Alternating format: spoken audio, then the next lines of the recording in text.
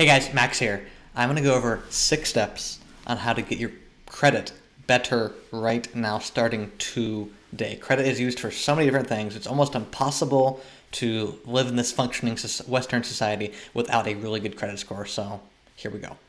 The credit score is broken down into 5 different categories. The most important is being your payment history. That's about 35% of the score. Next is total amount owed, 30%. Length of credit history, 15%.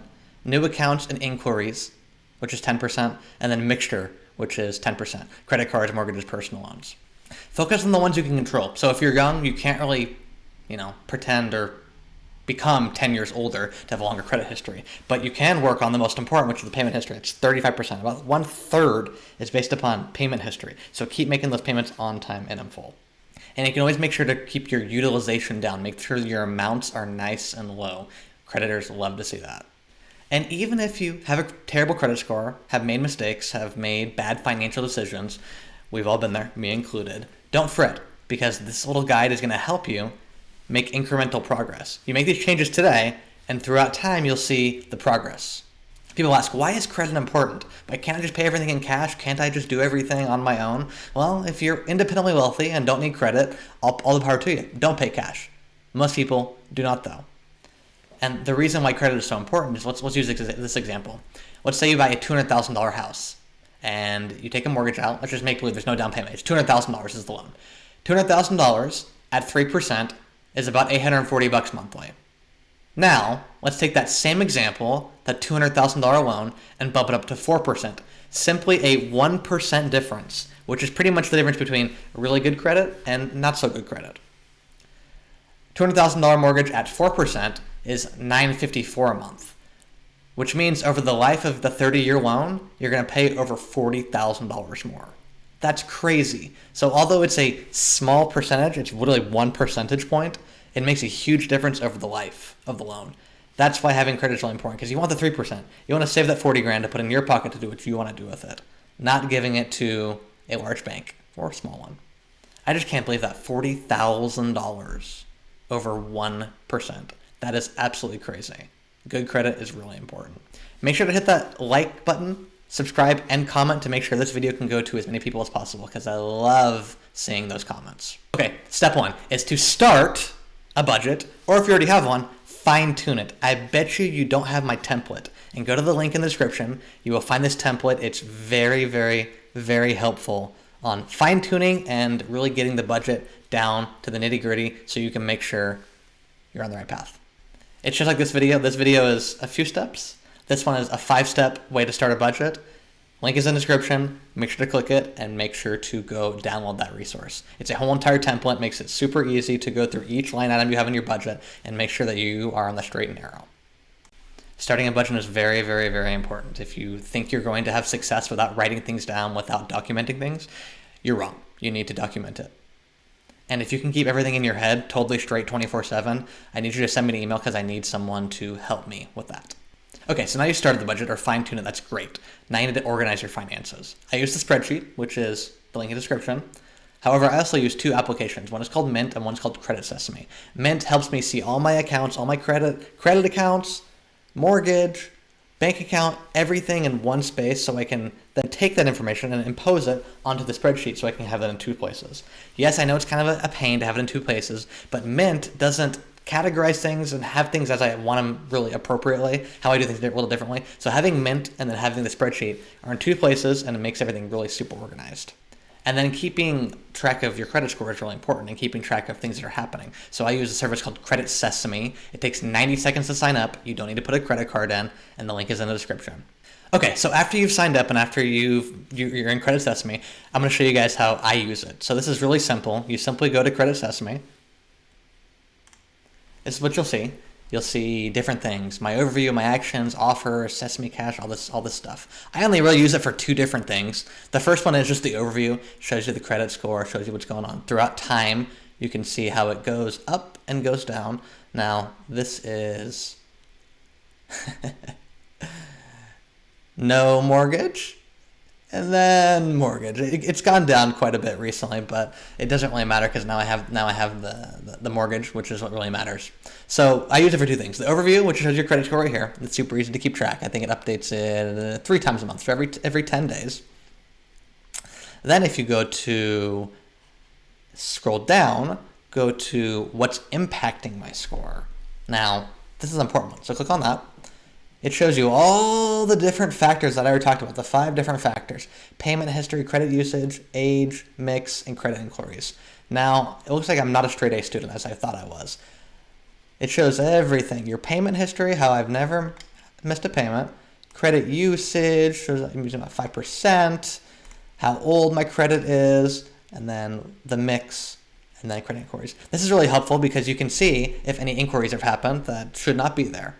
And a lot of times there are weird things on credit reports that should not be there. So I use it for those 2 things. And then the other one I use it for, the other option here is notifications. This shows you every little thing that's happened. Like this: oh, okay, paid that card off, that's good. Credit score decrease for some reason, probably the mortgage. Increase. All these different things that shows, oh, you've paid off an account. These are really, really helpful little notifications, and I've definitely used them. Obviously not as much as I should, but it shows you everything that you need to know on what's going on in your credit report. So if you see anything weird, then you know to dispute it. So that is Credit Sesame. Make sure to go to the link in the description, sign up, and let me know how it works out. Okay, you have your budget fine-tuned. You've organized your finances through Mint, the spreadsheet, and Credit Sesame. Next you're going to do is lower utilization below 30%. Yes, 30% is used, the numbers used so often, but just remember this: less than 30% is good. Over 30% means there could be an adverse effect. I do my best to keep it below 10%. I don't keep that perfectly because sometimes I have large purchases. But if you can keep it below 30% and even below 10%, that shows creditors that you, congratulations, are good with credit and you are able to utilize it in a way that shows you are prudent and mature. Not maxing out your credit cards every single month, because that is where creditors think, if you max out to the very, very end and an emergency happens, what are you going to do? Well, in their mind, if you max it out and you have an emergency happen, well, you can't use the credit card, which you're in trouble, and then you might not make that payment, which means your credit score is going to go down even further. So make sure to utilize your credit wisely, below 30%, ideally below 10%. Next step, you need to pull your credit report. The only way you can actually see anything on the credit report is actually pulling it. There's another link in the description. Go to it. You can pull it for free. This is the only website you can pull it for free once per year. The government actually instituted it, so it's not a scam. It's nothing weird. Go to the website and you can pull your all 3. All 3 is important. If you just have one, that only shows one. There's 3 major credit bureaus in this country, the U.S., that you want to pull, and you'll be able to pull all 3. And make sure to go through every single one. Yes, it's not fun to go through. It's really long. It's like, I don't know, 10, 15 pages a piece. So you're going to go through a lot, but a lot of it's just, your information, your addresses, the accounts, how much your balances are, things of that nature. But go through and make sure that everything should be in line, or everything is in line. And if it isn't, then you need to reach out directly to those credit bureaus, and you can just search on the internet how to do that. That's really simple. Funny story, I had a friend who pulled his credit report years ago, and he found something very odd. He found in his credit report a past due delinquent mortgage for somebody he didn't even know. Now you think, how the heck did that happen? He has no twin, he has no siblings of that nature, so you thought, how did that happen? Well, it's because the guy's social security number was 1 digit different than the guy who actually took out the mortgage. So I don't know if that was just an error on the credit bureau's part, or this mortgage has been in my friend's name the whole time when it should have been in somebody else's name. Different name, different city, different state. It was crazy. But anyway, he disputed that and got it off his credit report, and that's what matters. So make sure to check that out, because the last thing you want is having a terrible credit score, not knowing why, and then paying more for credit. Like I said in the other example, $40,000 more over the life of the loan. That's a lot of money for someone else's mistake. So make sure to do it. It's up to you to actually dispute it. Nobody will do it for you. So make sure it's right. All right, now you have Credit Sesame. Now you have Mint. You have your spreadsheet all set up. Very, very good. Question of the day. What is the most surprising or weird thing about credit? Now, this is my 2 cents. In order to be a good credit risk or good credit profile, you actually have to have some type of debt. But the reality is this. If you paid everything off in cash and never had to have any credit whatsoever, wouldn't that show others that you're the most likely to pay back a loan? Just a thought. You have to actually be on the books in order to qualify for a loan. But why is that the case when people who pay cash for everything actually have the best financial position? That's what I find is odd. Want to hear what you guys have to think. Comment below, I want to know. Make sure to make all your payments on time. Every single one. That's 35% of your score. Challenge yourself. Show yourself some self-discipline. The next time you think about buying something, whatever it is, truly, I can pretty much guarantee you have every need in your life met. Almost everything you want is a want. Everything you want is a want. Everything you think you need is a want. Like me, almost everything I think I need is actually a want. So show yourself some self-discipline. Don't buy it. Put it in the filing cabinet of your brain, and I bet you, after a week or two, you won't even remember you were going to buy it. Now, if you do remember it, and it is really that important, then don't think about it anymore. Just buy it. But don't buy it on credit. And even when you really think you need it after this couple weeks, really prudently think about it and maybe even ask a trusted person in your life. Is it actually a needed thing? Or just go back and think, do I actually need this? If the answer is no, just forget about it.